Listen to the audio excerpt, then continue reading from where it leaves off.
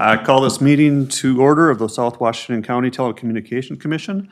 Tonight is January 26th, 2023 at 7 p.m. and we are holding our regular commission meeting here in the council chamber at the City Hall of Cottage Grove.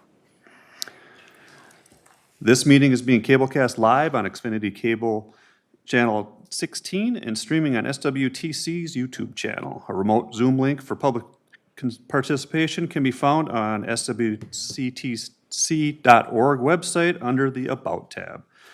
There you'll find tonight's meeting agenda and packet along with the link and dial-in information.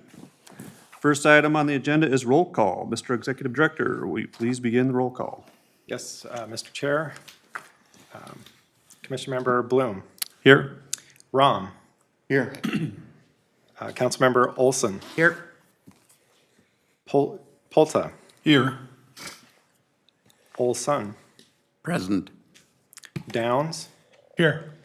Councilmember Ingeman. Here. Commission Director Thiede. Here. That concludes the roll call. Mr. Chair, we also have present our attorney Mike Bradley, myself, Mark Martinez, and staff members Lonnie Garland and Schweisguth. And Vera Garland is cable casting in the booth this evening. Great. Do we have a quorum for tonight's meeting? We do. Okay, great. Next, I'll be looking for an approval of the agenda. Do we have a motion to approve the agenda? So moved. Second. We got a first and a Jinx. second? Yep. All those in favor? Aye. Agenda is approved. Any discussion? Okay. Next item is the public comment. Do we have any public comments requests, audience or remote? Seeing none, we will move on from the public comment. Consent agenda.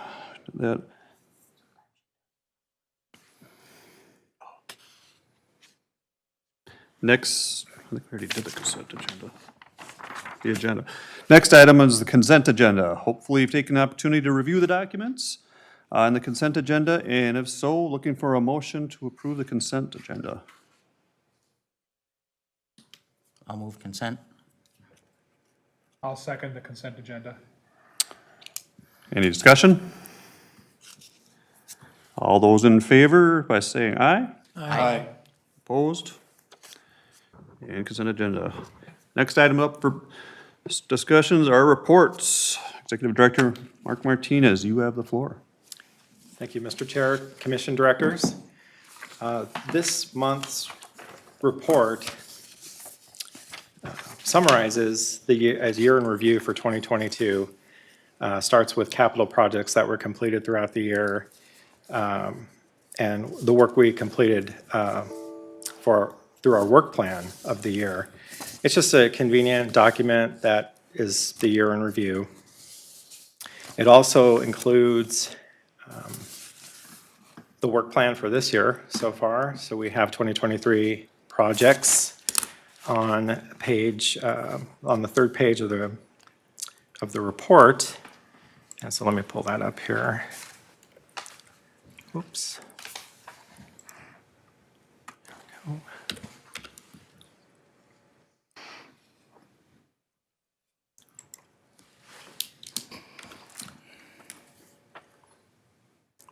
We worked on the website throughout last year, but it launched at the first of this year. In Q1, we're looking at a couple projects for the City of Woodbury, Police Department Conference Room and the Central Park design, AV design for the renovations that are in progress there. In the City of Cottage Grove, we'll be working on the Glacial Valley Park project. And that's what we have in line for this quarter. And you'll hear more about that with our technical manager's report. I did want to mention that we're continuing conversations with Comcast regarding our franchise renewal. And I've met with our leadership here, Chair James and Vice Chair Bloom, to review that as well as our attorney. And They're positive discussions and they're moving forward. We've also relaunched the Community Voices Grant. I wanted to mention this, that we're seeking a individual looking to create a positive project, video project within our communities. And we have an application online where you can sign up, pitch your idea, and if selected, you'll receive a $6,000 grant and work with some mentorship from our staff to complete the project.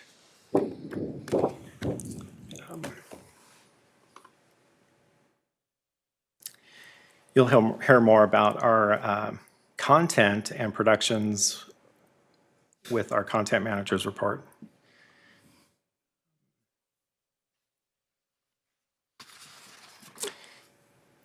Also been working with the City of Woodbury in discussions to talk about our potential relocation to Central Park. And so I've also included in the packet our initial future office space needs for your review and what we're looking at building out in a new facility. And with that, I'll hand it over to our content manager, Ann Schweisguth.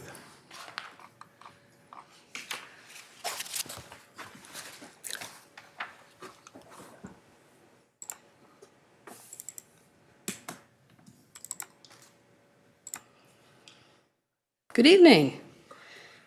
Tonight, in your packet, there's a nice comprehensive look at some of our data from 2022 as far as production and meetings and social media broken down by cities. Just to highlight a few topics, last year we did 194 videos, cablecast 187 meetings. We had 420,333 views on YouTube, which was really great because it was more than 104,000 up from last year, which is awesome. And we brought in 736 new YouTube subscribers. And that's also our new staff photo. Good looking group. We did the Canadian Pacific Holiday Train on December 12th. The train hasn't come to town for, 2 or 3 years? Due to COVID. So it came back this year. Big kudos to Lonnie and Damon, who figured out how to live stream from that event, which wasn't an easy feat being as cold as it was. And we don't do that many live things like that, so that was really great. We had 600 people view it live. And actually, I looked at it today and it's over 1,400 views overall. So people seem to be really pleased to be able to tune into that from home. We have a lot of community engagement ideas coming up this year that we're excited about. In February, we're going to do a Show Us Your Nonprofit, although I think we renamed that, didn't we? Promote Your Nonprofit. So people can come in and do a little video about their nonprofit. So we're going to kick that off in February. We're going to be at the Cottage Grove Community Showcase. Last year, we were at the Woodbury Expo. This year, we'll be at the Cottage Grove Showcase in April. We're planning to go back to the District 833 Schoolie event, where we did like little interviews with kids, let them be on TV. That was a pretty popular thing. We're also going to be at Big Truck Day in Woodbury in September. And we've got big plans for our 40th anniversary coming up in September. We'll have more details about that, but we're planning kind of a celebration at the office that will hopefully involve a lot of people from the community too. And then in October, we're going to try something new.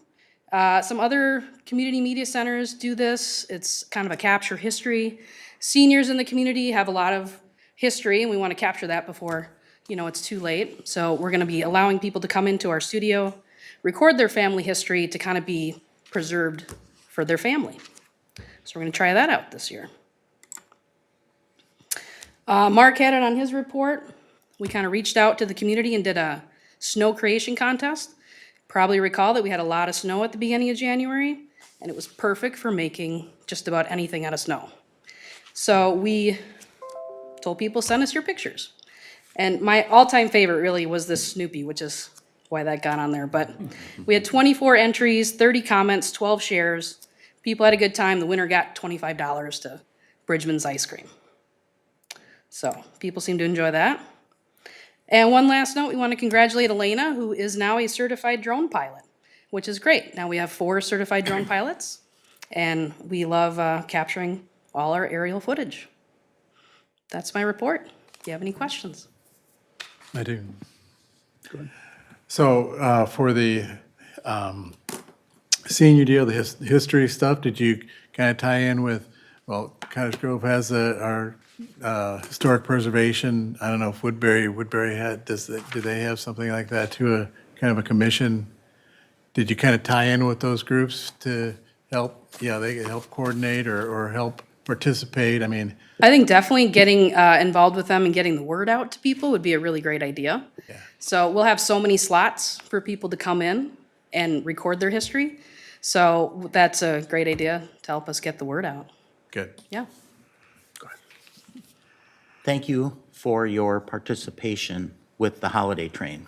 As I'm sure everybody's keenly aware, it's been a few years since they've been able to come. And that event is such a massive fundraiser for Friends in Need. It's really gratifying to see all the various nonprofits and governmental agencies that come together to help fundraise for that event and draw attention to the event. This year, they raised $175,000 versus a goal of 90 grand. It was a monster year. It was really good. And they've had some really strong fundraising numbers over the last several years with COVID. But of course, having the live event this year just kind of put the icing on the cake. Typically, that fundraiser is about 25% of their annual budget. So it's a big deal. And having SWCTC be there and advertise and give people the opportunity who couldn't be there to actually observe it online was a big deal, because it reminded people that they had online fundraisers, silent auctions, other things, places that they could contribute, even if they couldn't be at the event. So again, thank you. You guys did a magnificent job. It was really neat. I wasn't able to be at the event, so I had to watch it online, but it was really neat to watch, and just so great to hear what the fundraising numbers were. So you guys deserve a lot of credit for that. Thank you. Thank you. Anyone else? So, thanks, Ann. Thank you. Next up is a technical report. Lonnie? Evening, Commissioners. I don't have a fancy PowerPoint presentation. Most of my information's in the packet. If you have questions, I'd be glad to answer them. One thing I did do this year is I kept track of the maintenance calls we went on. We haven't really kept track of that in the past. If you look in the packet, I believe it's in there, I think we did something like 50 service calls at like 75 hours total, which is quite a bit when you start looking at it. But the reason I did the document was to find out where I was going the most and see if those systems are coming to end of life. And so it's some good data we can use moving forward to see if we need to upgrade systems or replace systems. So it's a good way for me to track, but it's good information for you as well. So that's all I got. Go ahead. Not sure if this is in your wheelhouse or if this is something Mark's going to have to answer for me, but if you've been following the activity at the legislature, which has been fast and furious lately, the governor in his budget has presented some additional funding for optics and connectivity and all of that sort of stuff throughout the state. And I'm just wondering if we are going to be participating, looking for any grant funding or any sort of opportunities to take advantage of that. You know, the other piece of that is they're looking to have potentially 2 bonding bills this year because they weren't able to get a bonding bill done last year. So my expectation is there's going to be a whole bunch of opportunity for essentially the infrastructure that we need to utilize in order to improve our systems. And as you talk about end of useful life and do we need to replace anything, certainly third-party funding is always something that we should be chasing. So I'm just asking, is that something that's on our radar screen? That is a Mark question, and I'll let Okay. Mark answer All right, that. perfect, thank you. Oh, that's a wonderful idea and question. Where I'll be at the Capitol here in March with our association group and looking more closely at that. Currently, right now, I don't have any systems identified for that, but learning more about that opportunity with the funding with the state, and that's And if we can be of service as council members, for example, Dave and I, we were in a meeting last week with our newly elected representatives And of course, we put together a legislative packet every year of the things that we would like to hopefully get some help with. But, you know, we have relationships with those folks, as I'm sure the association does. So if we can be of service, please use us to do that, because there's a definite energy at the Capitol this year that I think was missing last year around getting some of these bills passed and really taking care of the things that they just weren't able to do last year. Well, thank you very much. Thank you.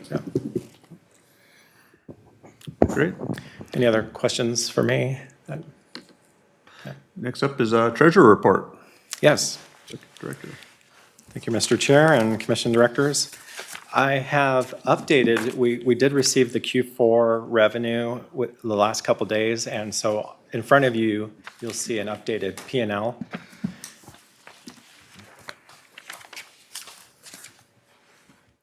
And I just wanted to point out that, didn't print one for myself. Okay, great. Sure, thank you.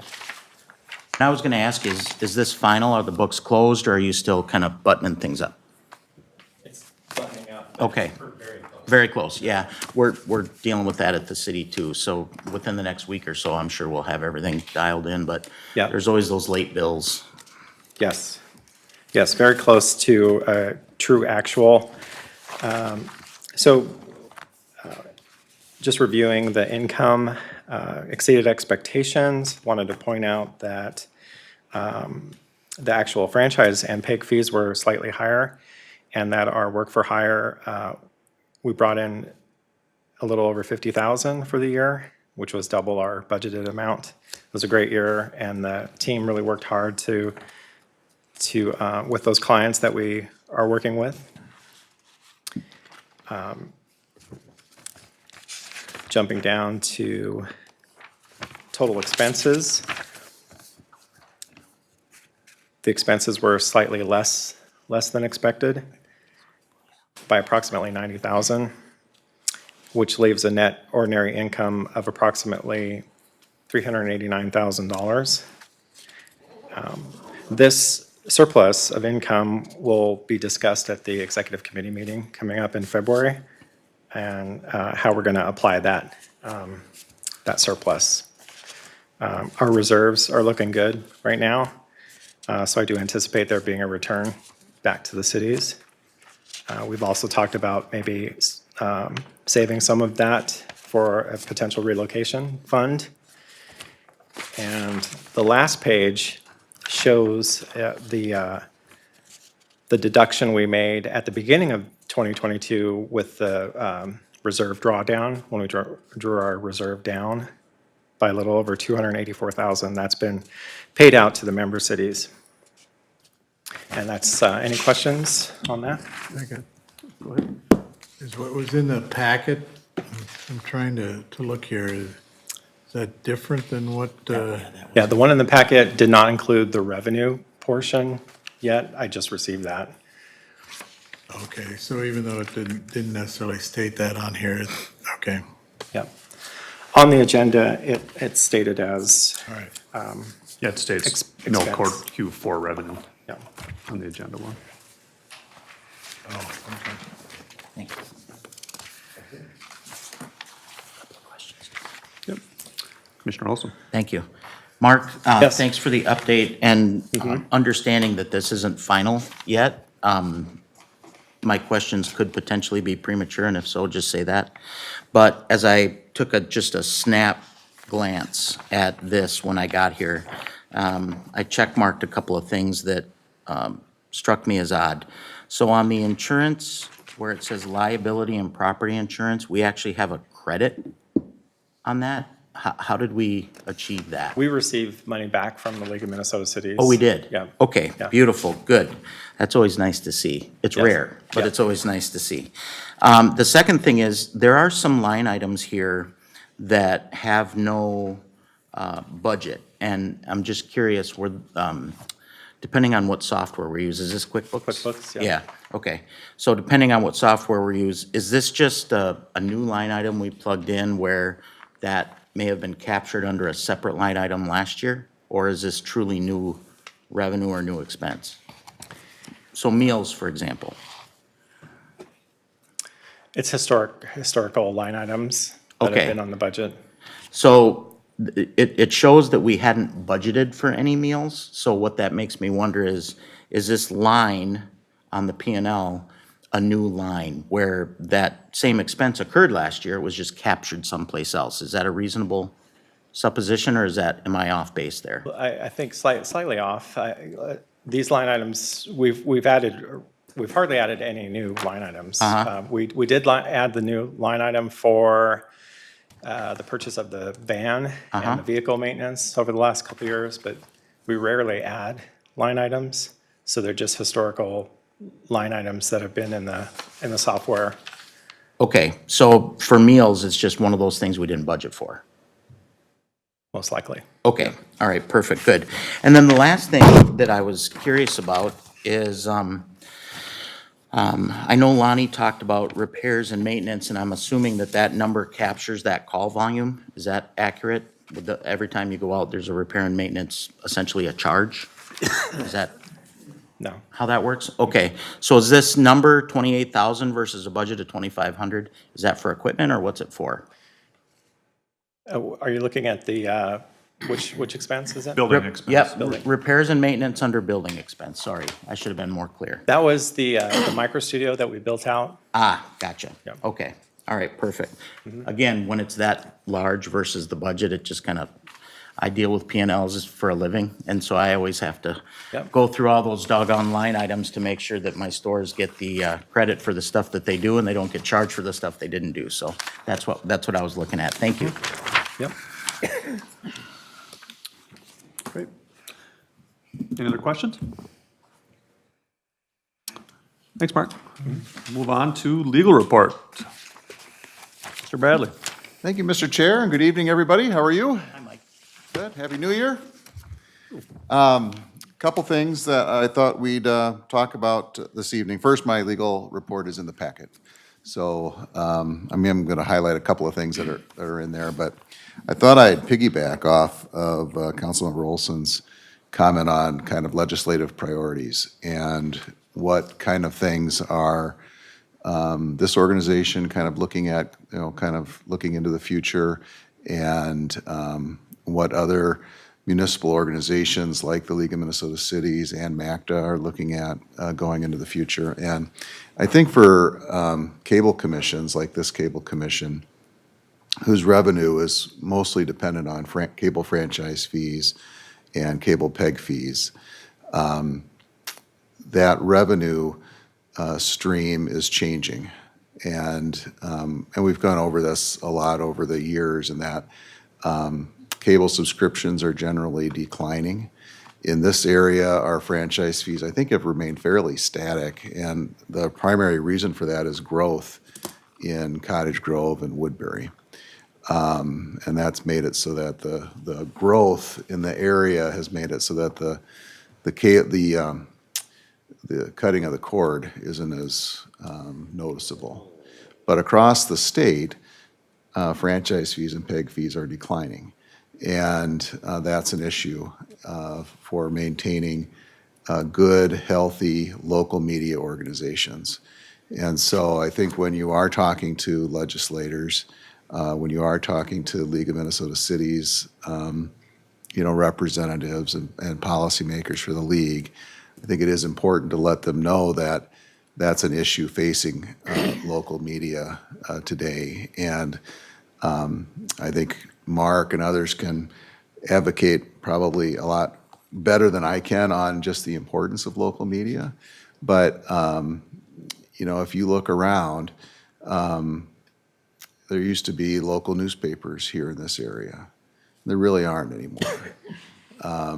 You look at even the Minneapolis newspaper and the St. Paul newspapers, used to have a lot of reporters. There's a lot fewer reporters now. And so if you want good local content of your local communities, one of the few sources of that is this organization. And when you look at the web pages for these organizations, a lot of content is coming from South Washington County. A lot of the social media stuff that is video related is coming from this cable commission. So it's just very important to keep the funding levels adequate. And I think it's not too big of a stretch to say that cable franchise fees are declining in large part because of streaming services. And so at some point there needs to be, and I would suggest sooner rather than later, some discussion on whether or not streaming services should be funding local media as well. But those are kind of big ticket items for you all to figure out. But I did want to tee it up as an issue that is probably worthy of this body talking about, working with Mark. Mark is very active in MACTA, which is the local chapter of NATOA, and they're also very active with the League of Minnesota Cities. So, but I know as council members and volunteers, you have connections with not only your local legislators, but also the people that are making decisions at the league. So I would just encourage you to at least raise that, because until, in my view, until that issue becomes a priority with the League of Minnesota Cities, it's going to be difficult to get a lot of traction at the legislature. And I tend to agree that there's some opportunities right now that that may not always be there. So anyway, I just thought I would throw that out there. For the rest of my legal report, it really is in the packet. So the first one is there's a notice of proposed rulemaking at the FCC on digital discrimination. I think that's a very important proceeding to participate in, and Mark and I have been talking about that. Just some law firm notes from me.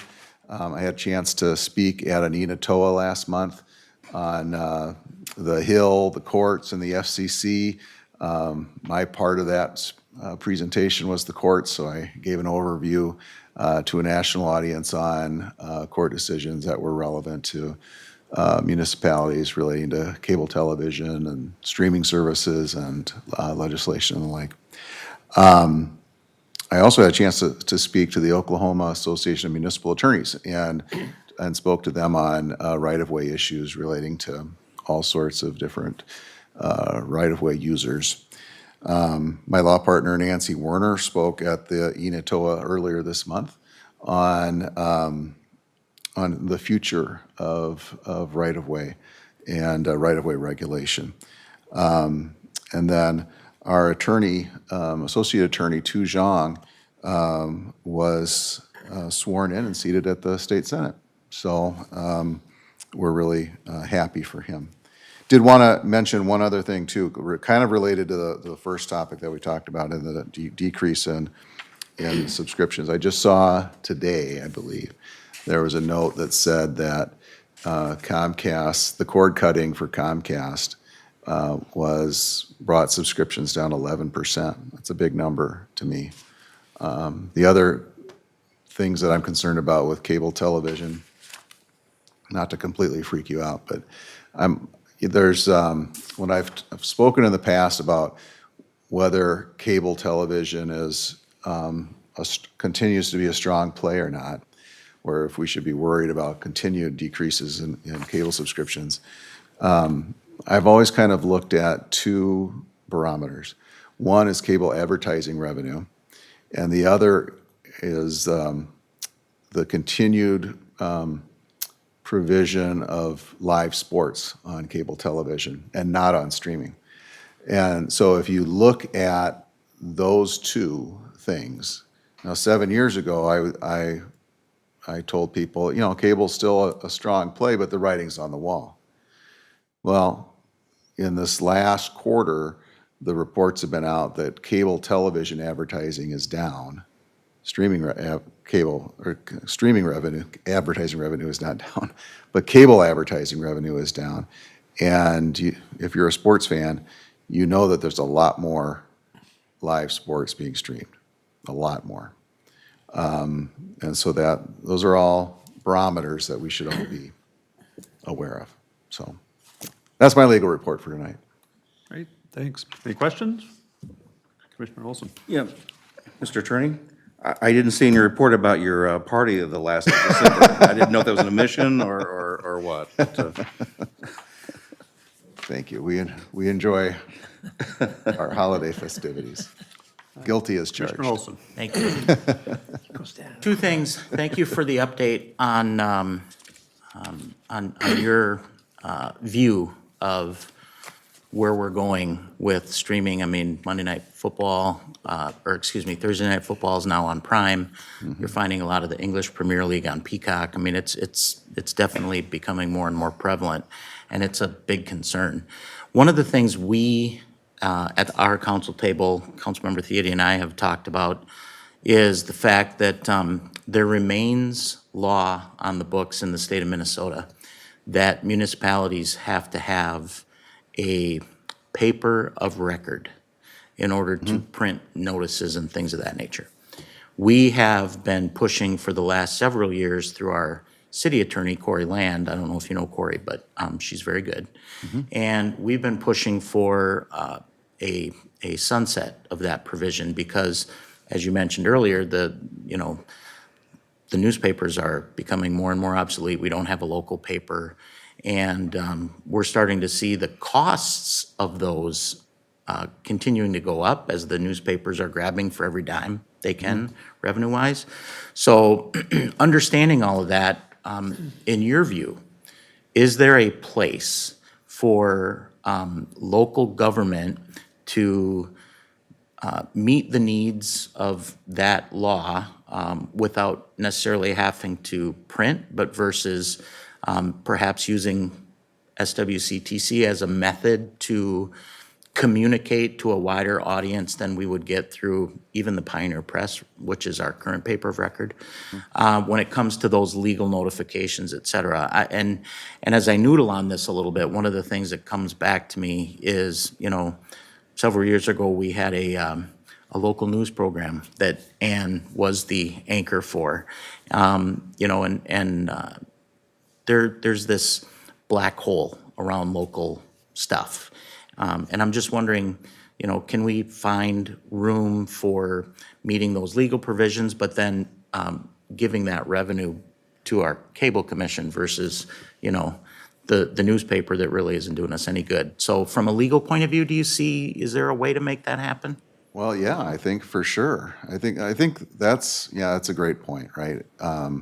If you look back at the publication requirements and the whole rationale behind having publication requirements, what was the main source of information? If you look at newspapers in the 1950s and 1960s, they're everywhere. People took around newspapers like they took around their cell phone. Well, times have changed, right? And we're not bringing newspapers around so much anymore, but we are bringing our cell phones along, and we are bringing, everything's kind of digitized. And yeah, this commission would be a perfect type of place where they could show, that kind of public information. They can show not only on their channels, but on their webpage and distribute it in all sorts of different ways, so. Yeah. Yeah, it's a point well taken. I think another point is the open meeting law and the ability to do some remote meetings. Right. More, I think we showed during COVID that because we have organizations like this and the ability to cable cast to, everybody, either through cable or through the internet, there's some arguments to be had there as maybe having some more flexibility than what we've had before or have now. Sure, Now that thank you. I think what I heard you say was it probably is something worth at least, Discussion about. trying to talk about and maybe find a strategic objective and work with our legislators. So that's why I wanted your legal opinion. Thank you so much. Yeah, for sure. Thank you. No more questions. We'll move on to unfinished business. Executive Director Mark. Yes, Mr. Chair, Commission Directors. Tonight we'll be selecting our officers for 2023. And we put together a nominating committee as per our bylaws, and the nominating committee met on January 16th to discuss to present the slate, review the nominations and present a slate. The minutes of that meeting are in the packet. The nominating committee then in the memo has presented the slate before you. And as well as an election for treasurer. So this evening, I'm asking that the commission approve the slate that's presented, and after that, we'll conduct a vote by ballot for treasurer. Mr. Chair, I'd like to make a friendly amendment to that. I'd like to make a motion in which I would like to withdraw my name from consideration for the treasurer. I'd like to nominate Mr. Olson for that position, who would be for the, he was for the on the election slate. I'd like to, again, move that entire agenda slate forward for a vote by the council. I'd like to also to change the agenda that the election for treasurer would then no longer be necessary. And if I could get a second for that motion, Mr. Olson, then we could move on that. I will second that, and thank you. Discussion? All those in favor, signify by saying aye. Aye. Aye. All opposed? And it passes the amendment. But then we still have to have the election for slate. So I'll go do my comments here then. Okay. Okay, before we continue with the motion, I'll ask, are any additional nominations from the floor for any offices?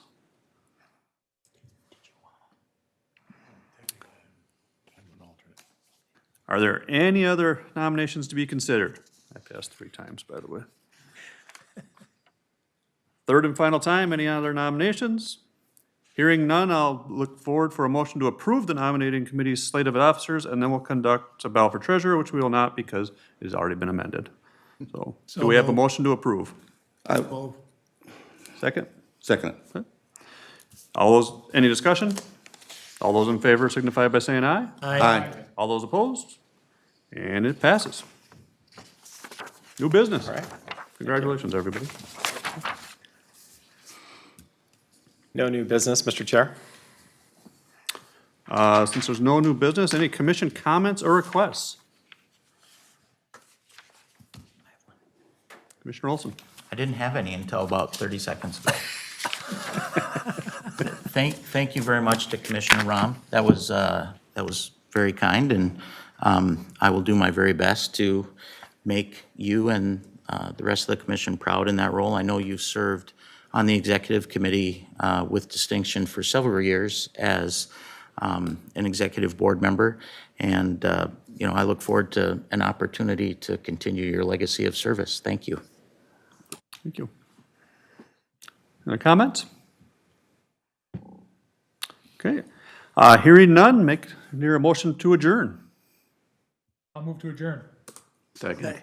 All those in favor? Aye. Adjourn.